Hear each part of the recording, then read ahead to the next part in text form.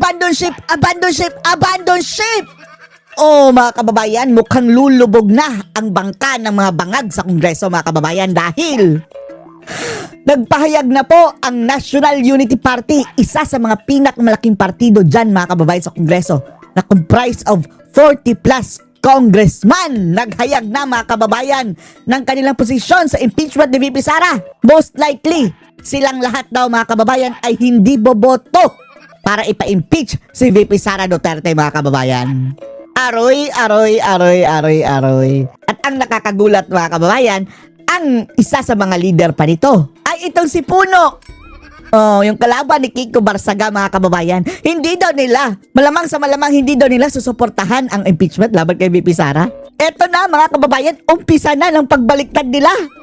Panoorin niyo po, ha? Samantala, posibleng hindi suportahan ng mga miyembro ng National Unity Party o NUP sa Kamara ang impeachment complaint laban kay Vice President Sara Duterte. Miyerkules ng gabi, February 25, nang maglabas ng pahayag ang pangalawa sa Nanginig na ang mga buhaya, mga kababayan. Oh, sige.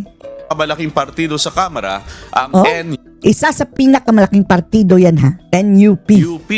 Ayon sa NUP, sa kasalukuyan, wala pang nakikitang bago at mahalagang ebidensya ang NUP para muling buksan ang mga isyong naimbestigahan at natalakay na sa mga public hearing. Takot na sila. Kaya kung walang lalabas na malinaw at matibay na ebidensya na mga pagbabago sa batayan ng reklamong impeachment, malamang ay hindi ito susuportahan ng NUP. Pinangungunahan ng NUP na may mahigit na 40 miyembro 40 plus na agad, mga kababayan, ha? Hindi pa kasali yung mga partido ng nasa Visayas at Mindanao. Yang NUP, nakakonsentrate pa yan sa Maynila, mga kababayan. Paano na kung itong lakas, mga kababayan, lakas CMD? Dahil nadisgrasya na si Tambaluslos, mga kababayan, eh. Andyan pa si Gloria. Yan ang pinakamalakas din, mga kababayan. Pinakamarami din. Kung babaliktad na rin yan, disgrasya na ang mga kalaban, mga kababayan. House of Representatives ni House Deputy Speaker at Antipolo 1st District Representative Ronnie Puno.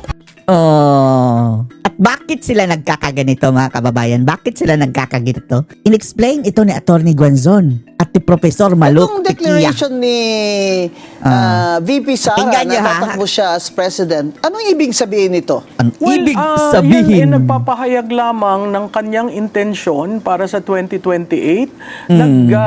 Dinadala rin niya yung usapan ng politika sa issue ng impeachment. So, from an arena where she is viewed as a defendant, she is now converting the arena into frontrunner sa 2028. Pag ginanon mo, Attorney Guanzon, yung field, pumapasok ngayon dun yung kung ako ang congressman, paano ako? Correct. oh, yan, mga kababayan, di ba? Oh, yung NUP nga, mga kababayan, babaliktad na. Hindi namin pipirmahan yan. Alam mo, yung mga congressman, they're political animals. Oh, animal lang. Siyempre, hindi naman si... Mga aso lang, mga kababayan, na naboto. Binoto din ng mga bobotante na, ay nako, sino ba bumoboto dito sa mga buhayang ito, mga kababayan? Kakampi doon sa alam nilang matatalo. Siyempre, gusto nilang kumampi doon sa... posibleng mas mananalo. Kaya ito pong impeachment ngayon, Prof. Malu, ay may narinig ako na ang mga nag-uusap daw mga congressman ayaw na nilang pumirma. Ayun yung nauna na, mga kababayan, na nagsiwalat. Kasi baka daw maresbakan sila. Talagang re-resbakan kayo. Kasi presidential ito eh. Tama yan, Attorney Bing, no? Nakita naman natin na tinitingnan kung kakayanin yung 1/3 na direct sa Senado. Last Wednesday, refer sa committee.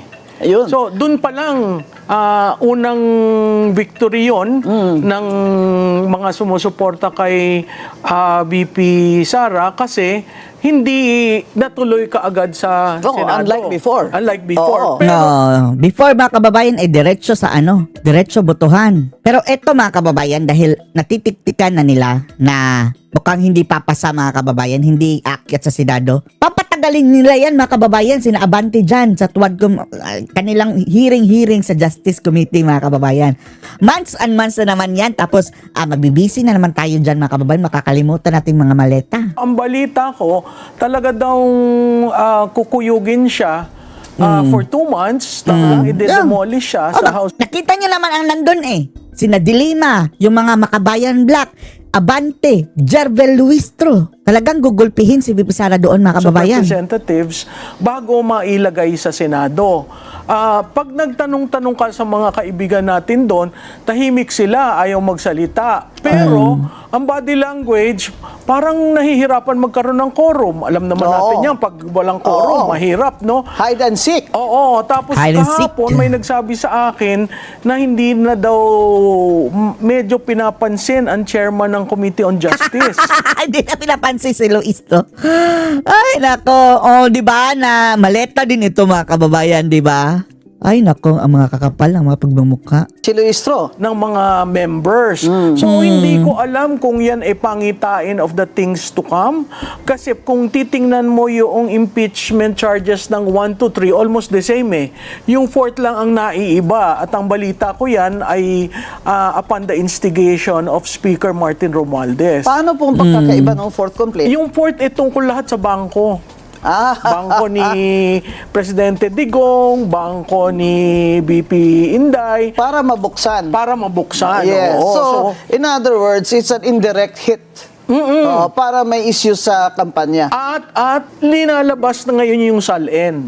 At that time, ang SALN pwede pang baguhin. Allowed ka ng batas. Ngayon, hindi na dahil inamendahan nila yung batas. So, makikita natin Inamyendahan ang batas. Talagang lahat nakatuon sa 2028. Hindi naman accountability, politika talaga ang Correct. kanilang direksyon. From the start, these impeachment complaints have always been political. Saan ka makakita ng Vice President ng bansa na siyang tatakbong presidente sa 2028 ay 4 ang kaso ng impeachment? Right now lang, ha? Andun pa sa ombudsman, mga kababayan. Tapos, last year, mayroon ding kaso. Saan ka makakita na para lang The same people ang nagsampa, sina Trillanes at kunyari mga na hindi Dilima naman Saba. siya lang ay may nag-file din ng kasong impeachment kay Bongbong Marcos. Kaya itong palaisipan nila sa Senado kung makakuha sila ng 16 votes. Kahit na sabihin nilang mag-absent pa si Bato, ay kailangan pa rin ng mga senador na pro-impeachment ng 16 Yes, votes, which they do not. Kahit mga kababayan, tapos 15, tapos the rest is abstain. Hindi ibig sabihin majority. 16 talaga kailangan. have. Oo. Hindi ba? At mahirap ang 16 kasi makikita mo yung math. Ang akala yata nila pag naminusan ng tatlo dahil dyan sa flood control projects, yung 2/3 liliit. Ay, Yan ang pagkakamali nila, mga kababayan. Hindi yan liliit dahil kahit wala pa si Bato, still, he is a senator. Ang konstitusyon Oo. nakalagay. Pero kung i-ethics sila si Bato, mga kababayan, posible pa. Kaya nagkakandara pa sila ngayon, pinabilisan ni Tuta, mga kababayan, na i-ethics para kaunti na lang ang kanilang papabimahin. Constitution Tama ka, nakalagay na attorney. dapat 2/3 siya ng total ng 24 Oo. na senador. Oo. So, 24, ang kailangan makakuha ng 2/3 ay 16. 16. So, sa ngayon, binibira nila lagi si Leandro Leviste. Ano kaya pakiramdam ni Senator Loren Ligarda Oo. dyan? Nakatanggap din ng maleta daw Yan ang problema kay Legarda. Kasi nasa majority siya. Oo. Di ba isa sa 15? Oo. Doon sa Si 9, Soto, 5 ang limang object maleta. nila, alisin yung 3 pa. Erwin Tulfo, maleta sa Kongreso, maleta sa Senado. Si Bato, Ayon sa si mga Apat, Marines. si Go, 5. Pero mali ang basa sa saligang batas. Ang saligang batas, ang Baka nagbasa mga kababayan, si Tuta na naman. sinasabi of all the 24. Yes. Whatever happens, they must get 16 votes, which right now it looks like they cannot. Cannot. They Oo. cannot. Everything here is now political. Because they know that they cannot reach 16 and yet itutuloy nila para pabuksan yung bank accounts, possibly even freeze her bank accounts. But now their problem is the Vice President has declared. Oo, alam mo yung... Nagdeklara na. Natakot na yung marami mga kababayan. Tapos, kahit saan na magpunta si Sara para ng kampanya. Threatened sila mga kababayan dahil, rockstar si Sara. Maagang paghayag ng intensyon, malaking bagay yan dahil may hahanda mo ngayon ang partido. Alam naman natin wala siyang partido. Ang pondo, alam rin natin kulang si BP Inday ng pondo. Ang organisasyon sa baba. No? Napakahalaga niyan tatlo para yung kanyang competitiveness ay pwedeng ma-extend sa 2028.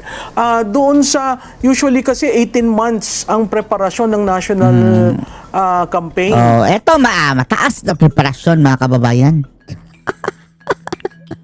Diyan din sila nagagalit. Kung 18 months, December 2026 siya makahayag. Ngayon, napaaga. Napaaga? So, merong 10 months na... Grabe si Tatay Digong dati mga kababayan, no? May partida. Diba December na yun? So, less than 6 months mga kababayan.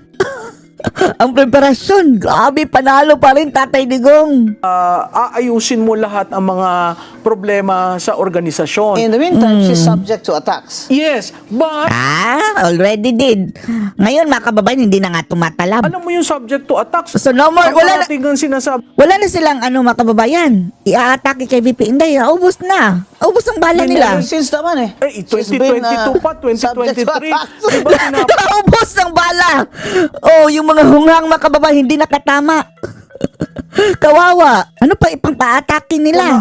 ang sink, tinapon na ang bahay. Ano pa ba naman ang itatapon? Tapos si Sara, hindi na tinag mga kababayan. Ngayon, it's time to pay. Payback time. So, ako, again, yung ginagawa dati ni Presidente Digong, sinabi na niya ang buhay niya, lahat ng pangit, lahat ng para wala na problema sa magamit. buhay. Pagdating ng eleksyon, wala ka nang ibabato. Ngayon, gano'n ang nangyayari. Pero, on the other hand, dun sa mga kalaban, Kasi ibang kababayan kay Tatay Digong, hindi naman natin kailangan ng pari na presidente. Presidente kailangan natin, hindi natin kailangan ng banal. Aanihin mong banal, kung katulad ni banal na aso na si Flavi mga kababayan na adiktos dati. O di ba kaya si Abanting banal-banala na banal na buang?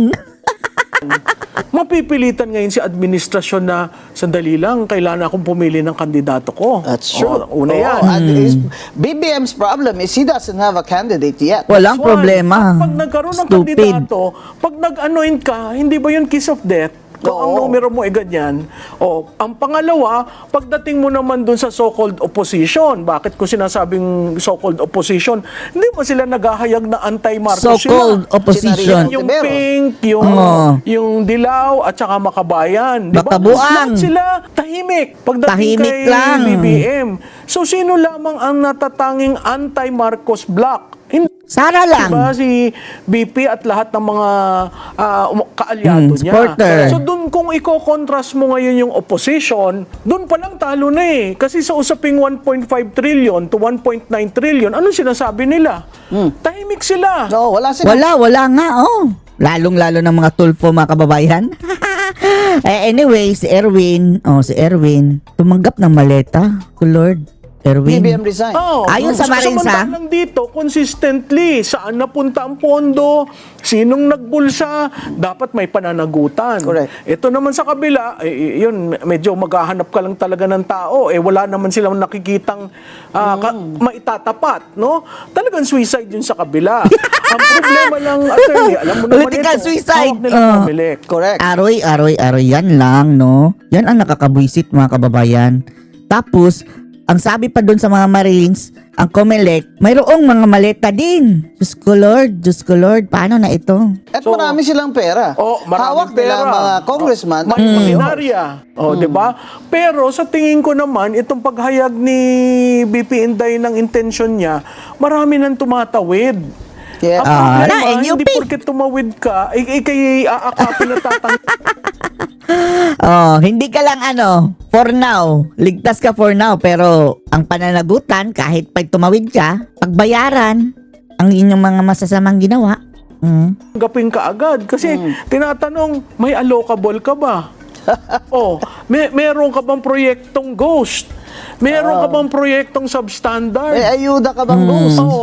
So maraming dadaanan yung May maleta ka ba? Wait. Kaya- yung nasa listahan mga kababayan na nakatanggap ng maleta, wala na yun. Talagang goodbye my liberty. yung Hello Zelda na to. na rin na napaagaan deklarasyon kasi talagang susuyuri mo yan. O pababayaan, wala naman siyang congressman, congresswomen, ilan lang ang senador niya, ilan sa local. 4 lang gobernador. Oo. So, kailangan mo talaga ng panahon kasi mahirap rin naman siyang tanggapin na lang lahat. Oo. Kasi babatikusin naman siya ng kanyang base. Ang difference, Attorney Guanzon, is si BP Inday may 30 to 35% ng total registered voters. Yun yung tinatawag na the Base. enduring Duterte base. Right. Yung But in the time of Baluarte. Digong, he also had a few government. Kaunti lang dahil kulang ang time kay Tatay Digong, 6 months nga lang. Less than 6 months lang ang preparasyon. only. Yes, yes. So, sanay sila na outlier. Sanay na underdog. Tsaka kami mga Bisaya, sanay kami na underdog eh. Oo. So, Fighter ang mga Bisaya. So, yun. pakiwari ko, Ano pa mga kababayan, yung ginugulpi-gulpi pa. Tapos makabawi and then at the end, ayun, aariba na mga kababayan. yun ay isang endearing quality ni BP Inday. Pag tiningnan mo lahat ng survey, kahit sinong survey firm, ang Mindanao makes her buoyant, no? Hindi pag Afloat. bumabalik uli. So ito, halos saan ka naman nakakita ng survey na 70%, 80% ang Mindanao para sa kanya. Yeah. Weak So, lang Ay, siya sa 90! Calabarzon. yan, yung sa Luzon. Luzon. Ay, Luzon na yan eh. Pero La Union, may ganyan. sputtering ng green sa Luzon. Kailangan lang siguro bisitahin, kailangan talagang i-court mo. No, at Oo, saka puntahan. i-focus siguro yung anti-corruption talaga Oo. Yun talaga. That is the campaign anti-corruption trigger. campaign panagutin talaga. ang To Marcos reform Bangag. the government. Oo. For us to survive as a people, as a nation, for our government to even be on the plus side, Yes, no? yes. Financially. Oo. Kailangan talaga we stop corruption. And that's the issue, number one issue in 2028. The disadvantage of BBM's candidate is may Kurapot bahid. Oo. Yeah. Tatanungin ka ng tatanungin, saan napunta yung pera? Sino ang mastermind? Yes. Kung hindi nyo yun sinasagot ngayon, magiging campaign issue yun sa Lalo na at 1998. walang nakukulong. Walang Hanggang ngayon, nakukulong. si Martin hindi nakulong. Oo. Si Garjola hindi nakulong. Oo. Ang dami. Ang nakulong lang nila, si Revilla. Si Revilla. No, that's Oo. not Si Bong Revilla, ang sakripisyo mga kababayan. parang yun lang kasi gusto nila ipakulong. Yun lang ang Para lang sabihin na meron. Kaya, Dahil sa Cavite. Tapos ang mga supporter ni Revilla mga kababayan, hindi na rin yan susuporta kay Bangag. oo. Pero sa survey Natripan eh. ngayon, Prof. Malo, Tripping ng Bangag mga kababayan talaga. Yun ang sabi talaga ni ni Jonathan Morales na tripping ng addict. Itong mga typical na mga kababayan nakikita natin ngayon na galawan. anong recent survey ng Publicus Asia, Dun where sa- you are the chair? Yung approval rating ni BP Inday, nasa high ng 50s. Oh, see? High 50s. Wow. Oh. Ang trust trust niya rating. nasa 30s, 40s. So, maganda yung numero niya, bumaba for a while, pero very resilient ang numbers niya, umaangat. So, kung, Ang trust rating Angat ni buhay. Bongbong, magkano? nasa 30, 28. Di ba 14? Oo, 14. Sa trust, Oo, 14. yeah, 14. Oo. Yeah. So, pag nakikita mo, yung trend, ang taas-taas noon, talagang sumasadsad. At hindi siya bagsak, nakakabalik. bagsak ang Ang bangag. difference kay Inday, meron siya ng blip, tapos umaangat ng konti, blip, tapos umaangat ng konti. Blip. Sino ang nagpapaangat sa kanya? Parating Mindanao. Kaya ang Mindanao, kailangan basagin kung gusto ng administrasyon. Tanong, Eh, paano ewan lang natin. Mindanao, babasagin mga kababayan. Bigyan pa sila 10 taon. ang isang Duterte sa sarili niyang baluarte. Tsaka, Yan, kung hindi yan mandaraya mga kababayan, talagang wala yang kapanalo-panalo. Mandaraya lang ng mga animal na yan.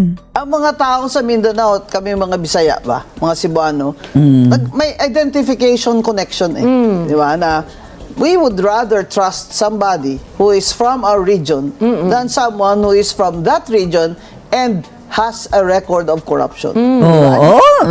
Tingnan nyo mga kababayan, Bangag, may bahid ng Cannot even corruption. explain. Yes, But yes. BBM cannot even explain this Siya nga ang magnanakaw. massive corruption in his government. And ang ayaw ko pa dyan, yung he looks like it's not a problem. Oh, yeah. Hindi naman let's move on. Sinasabi ng Kalimutan na spokesperson natin niya. ang Paano nilakaw. kami mag-move on? Walang nakukulong. Tapos yung Sandro Marcos, anong sinasabi ngayon ng Scholar. mga former security ni Saldico? May 5 maleta silang dinala sa Ilocos Norte. Ang problema talaga ni BBM at anyang kandidato is walang tiwala ang mga tao sa kanila. And I think, Negative. Prof. Malu, trust is really a number one standard ng voter. Oo. Di ba? Ang trust kasi yan yung nagde-determine kung paano ka mag-convert eh. Meron kang preference, sino ang nagugustuhan mong iboto, meron kang awareness, kilala mo ba, karamihan naman yan universal. So awareness over trust is equivalent to your preference. Wow. So denominator si trust, alam naman natin yan sa math na pag mataas ang denominator, mas madali kang mag-convert. Yun yung currency ng politiko. Pag nawala ang tiwala, mahirap. Ito yung simpleng example kay Presidente. Pag nawala ang tiwala, mahirap mong ibalik. Paano ka nga naman magtitiwala? It's a hair follicle test lang, ayaw niya gumawa. You know, a very simple thing. It's a hair follicle test. Hindi magawa ni BBM, which shows that our suspicions are true. That he is a cocaine addict. Because you cannot just stop taking cocaine for a week and then it will be flushed down. Even in 3 months, it might not be able to be flushed down, unlike a urine test. And so, he has to do more than just, di ba, photo op siya sa Naga, bigay siya 500 million dun sa museum, photo op na naman siya sa Negros, bibigay siya na naman ng 1 billion of our money. Of our money, nagbabayad talaga tayo ng tax, lalo na yung VAT na yan, mga hihirap ay nagbabayad ng tax. Kaya, Bongbong Marcos has to do more than just give us band-aid solutions. And obvious ba mga kababayan na he's a lame duck? Have you ever seen a president na after in less than 3 years ay hindi na siya ang political front runner and sinaksak niya yung vice president niya and the people sympathized with her. So BBM has a serious trust problem and he doesn't seem to care. Yes, and just a reflection of the use of the drug, it shows in the decision-making process eh. Right. One time you're north, then suddenly you're east, suddenly you're west. So pag tiningnan mo yung stability in terms of policy, ano ba talaga tayo? Hindi natin maintindihan kung yung larong ginagawa at kung minsan nagdesisyon na sa cabinet level, pagkagising bukas iba na naman. At tinan mo yung China, di ba? Ang una niyang pinuntahan, China, ng start of the year in 2023. Yeah. Oh, tapos biglang pivot 360 degrees sa Amerikano with EDCA. Okay. Oo, yeah. Tapos every time na may New Year celebration, yung wife nandun. O kahit sa Chinese embassy. Oo, kaya ikaw magtataka ka, ano ba ito? Tapos may signaling na minumura, may signaling na persona non grata, may signaling na... So kung ikaw ay talagang on top of your job, sasabihin mo, sandali lang, huwag kayong maingay kasi ako ang architect ng foreign policy. Walang ganon. He also did that to former President Digong Duterte. Di ba? May statement siya na, I will not. We are a sovereign country. Yung sa ICC. I will not. Di ba? Na ganun si Bongbong. I will not. Gaya mo. I will not. We are a sovereign country. We will not surrender our citizens. Ganyan. Anong ginawa? Ano nangyari? Di ba? Ano ginawa niya? Pinagplanuhan. Nakita natin sa revelation ng mga Marines kahapon, may pondong binigay. Lalo na dun sa ICC pumunta dito. Lahat ng meeting is sa private hotels. Hindi naman sa government. Walang tiningnan na data. Ilan lang ang selected na kaya ka magtataka kasi yung unang sabi ng ICC, sino ang mga magwi-witness? Bakit wala pa palang nagwi-witness? Ba't nyo tinangay doon? Di ba? So makikita mo, sandali lang, paano ka ba nag-decide? Bakit sabi mo, sovereign natin yan, paglalaban ko yan, tapos bigla mong pinadala? Pero doon siya nagkamali, ha? Doon. In terms of Hindi na niya yan- political move. Tapos, That di was ba? a major boo-boo. Linibing si tatay nila. Siya nagsabi na ako'y nagpapasalamat sa ginawang ganito ni Juan. Tapos No. anong ginawa? He just made Digong a martyr. Yes. Diba? And if he dies there, God forbid, Ay, oo. VP Sara will win by a wide margin. Kasi tatlong senaryo yan. Maibalik, siyempre, kasama sa kampanya, matindi rin. Hindi maibalik, ay, matindi rin dahil Awa. yung anak, di ba? Tinan mo ang ginawa sa inyo, pati tatay. Pag namatay doon, Lalo na. naku, Bing. Lalo na. Kung yung kay Cory, ganun lamang, nagsasakit, nanalo ang anak, Dahil hindi wala na overwhelmingly. plano-plano si Pinoy. Yes. Itong kay Inday Sara, talagang mahihirapan sila dyan sa ginawa nila. Plus ngayon, talagang may balwarte. May baluarte. Mindanao and Eastern Visayas. Cebu, Bohol, Dumaguete. Central. Yeah. Central Visayas. Kaya ang parati kong sinasabi, siguro yung preference, she will have to earn that kasi race eh. Pero in terms of baluarte, sino bang may solid base? Sa lahat ng mga kandidato, wala akong nakikita may solid base. Siguro si Ilocos Robredo. is not even bongbongs now. Oo. It's Aimee Marcos and Will Xavier. Si Robredo siguro sa Naga. Pero dahil clannish rin ang Bicolano, kung bumoto from Raul Roco to other kwan, pwedeng competitive. Pero, Iba rin sa Sorsogon. pag pinagtapat mo sila, sandali lang, ano ba ang governance model? Parati nilang sinasabi, itong si Robredo, walang COA. Ito may COA. Ikaw naman galing ka sa COA, 'di ba? Nagkaroon sila ng ruling ng COA.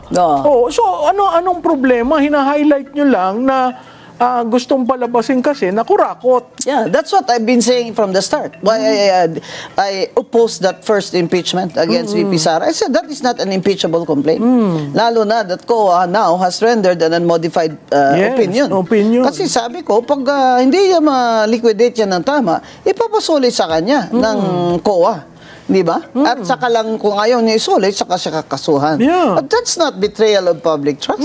Because lahat sila may confidential fund. Si Bongbong, 4.3 billion ang confidential fund. Diba? Kung i-compare mo at pag tiningnan nga natin yung confidential fund kung saan ginamit, baka magulat tayo dahil karamihan illegal. Kasi naman secret yan Pagmalo. Nasa loob yan ng envelope Yeah. Doon yan sa office of the chair ng COA. Binubuksan ng isang director assigned to that. So, kung gusto nila ng Malacanang na magic lang yan, bukas sara. Diba? Or magbukasan tayong lahat.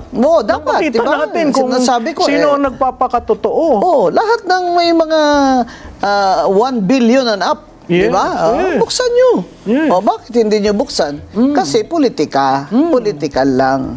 I think, Prof. Maluha, the congressmen are losing wind. Sabi sa akin nga ni Senate President Soto, Ako lang, personal. I interviewed him eh. Ako, personal, commissioner. Ano na ako eh. Ganyan. Dami pang trabaho. You know, why focus on this? Pero pag umakyat yan sa amin sa Senado, wala akong magagawa. I have to do my job.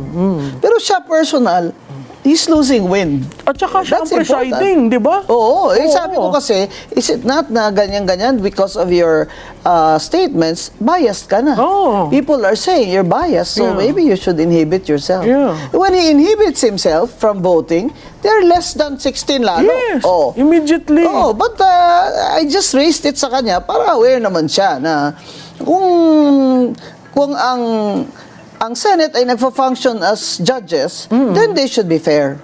Especially the presiding should be Yes, fair, yes, di ba? Kaso bitaw na siya ng mga salita, Oo. di ba? Kaya siya may contempt Di case ba? ngayon eh. Inatake pa ang Supreme Court. Oo. So yung sabi mga ko, ganun, they're saying that you're biased. Yeah. Siyempre, he defended himself, Yeah. but nakita ko na parang wala na rin siyang gana. Oo. parang rin si Senator Ping.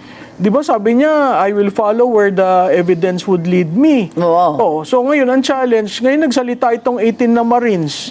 May affidavit. At saka siya, dati siyang sunod ng pulis. Oo. General. Oo. Yung ba bubuksan nila uli yung hearing na pinapaikot niya yung committee report halos walang gustong pumirma dahil nga loaded yung report at Tsaka hindi pa wala daw, tapos. hindi daw kasabot si Martin Oo. Luther King Romualdez. Wala daw evidence. O ngayong sinabi na yan, hindi ba yan evidence? Oh, nagatid sa bahay. Oo. Hindi ba? Nagatid sila sa bahay. Oo. Ni mismo. Kaya sabi ko nga sa Facebook ko yung bang Homeowners Association ng Forbes ay hindi pa ba dito Oo. nababahala, no? Yeah. that this is going to be a security risk? Oo. Hindi ba? At saka maganda ito. Noong una, si Gutesa, isang tao. Ngayon, 18. That's correct. Sige nga. Wow. Subukan nyo. Kaya mabigat Meron to. pang 10 na reserba. Oo. Meron pa ba? Meron pang 10. Hindi lang... Hindi pa lumalabas. Hindi lumalabas kasi tinitingnan nga kung paano i-handle itong 18. Oh my Oh. gosh. So, kuwan na sila. Malapit na sila ma-checkmate. So ngayon nag-issue ng request sa Senate nag-move siya na investigate ng Senate itong declaration ng 18 si Amy Marcos, Oo. di ba? At ang plano ni Attorney Baligod, ang pagkakasabi sa akin ay dadalhin daw ang affidavit sa ombudsman. Correct? Yes. At ang That's the next affidavit step. kay Senator Ping Lacson. That's correct. Oo. That's the next step. Ay, tapos nung nalaman namin, sabi ko, bakit mo pa dadalhin doon? Sigurado naman tayong hindi papansinin. Well, if there's going to be a complaint, di ba? Yes. For plunder, Oo. for graft, ganyan. Pero, hindi yun ganun kadali. Oo. Especially na yung ombudsman, obvious ba? Remulla yun eh. Do you think that he will indict Yes. BBM? Yes. Di ba? And when his brother may be the next presidential Yes, candidate of Bongbong di ba? Marcos. Oo. Wow! Mga kababayan, mainit po talaga ang balita lagi pag si Prof. Malo Tiquia ang bisita natin. Kaya baka naman po, after several weeks ay babalik po siya dito sa Usapang Matino. Maraming salamat, Salamat, Prof. Malo. Attorney Bing. Thank Maraming you. salamat. Thank you very much. Ito po si Attorney Rowena Guanzon, ang inyong lingkod.